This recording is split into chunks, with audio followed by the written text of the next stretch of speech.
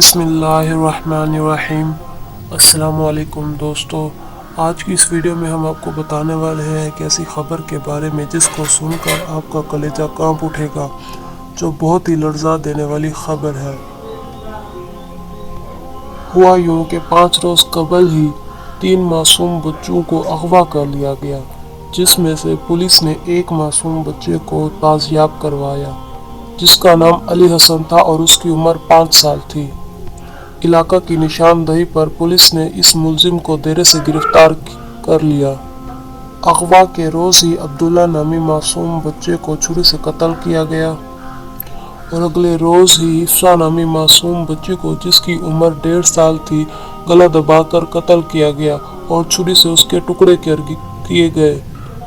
جب ان کے ماں باپ نے ان کو ڈھونڈا تو ان کو ان کے خون آلود کپڑے ملے اور باقیات بھی ملے، یعنی کٹا ہوا سر اور باقی ہڈیاں۔ خبر یہ بھی ملی ہے کہ جو ملزم ہے وہ بھی بار بار بے ہوش ہو رہا ہے۔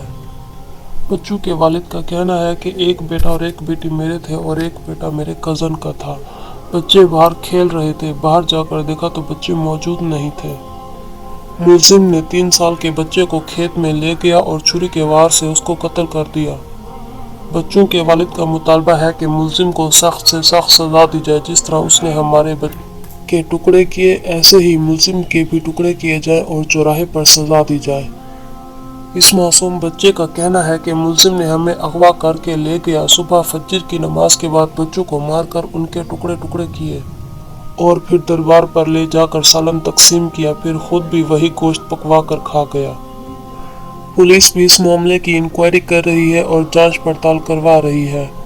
ایک بچے کی ڈیڈ باڈی مل گئی ہے اور باقی 2 بچوں کی باقیات بھی ملی ہیں، کٹے ہوئے سر بھی ملے ہیں اور خون آلود کپڑے بھی ملے ہیں۔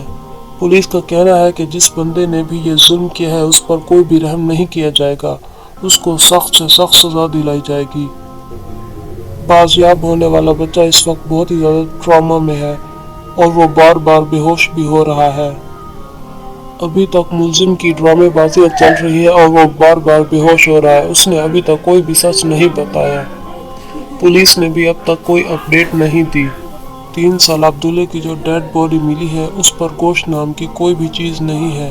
اس کو باقاعدہ طور پر بوائل کیا گیا اور پھر اس کے سارے جسم کے حصوں کے ٹکڑے ٹکڑے کر دیے گئے اور ان کو پکایا گیا اور پھر کھایا گیا۔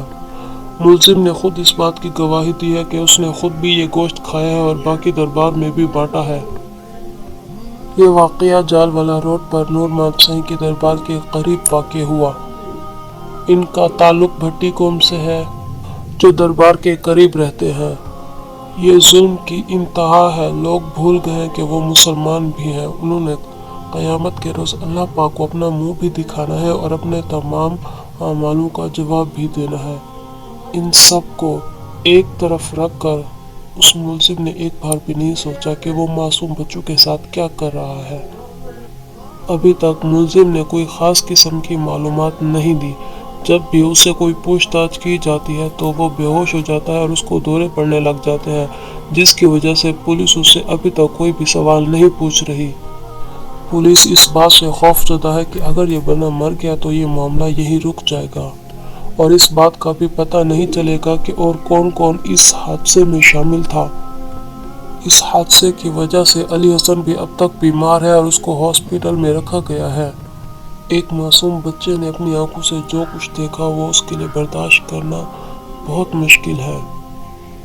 بچوں کو قتل کرنے والا بھی ان کا اپنا ہی قریبی بندہ تھا۔ ملزم نے بچوں کو اکیلا دیکھا تو ان کو اپنے ساتھ گنے کے کھیت میں لے گیا اور وہاں بچوں کو چھری کے وار سے قتل کیا۔ جن جن کو گوشت تقسیم کیا گیا اور جن جن لوگوں نے بھی وہ گوشت کھایا وہ ابھی تک بیمار ہے اور ہسپتال میں موجود ہے اور ان کا علاج چل رہا ہے۔ اس حادثے کے بعد کوشش کریں کہ اپنے بچوں کو باہر کہیں بھی اکیلا نہ جانے دیں اور ہر وقت ان پر نظر رکھیں کہ وہ کہاں جا رہے ہیں یا گھر میں موجود ہیں کہ نہیں۔ اگر کھیل بھی رہے ہیں تو بار بار ان کو دیکھیں کہ وہ وہیں موجود ہیں یا نہیں ہیں۔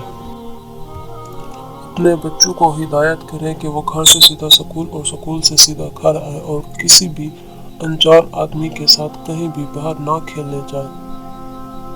घर से दूर खेलने के लिए तो बिल्कुल भी मत जाने दें और हर वक्त उनको अपनी निगरानी में रखें। कोशिश करें कि बच्चे घर में ही खेलें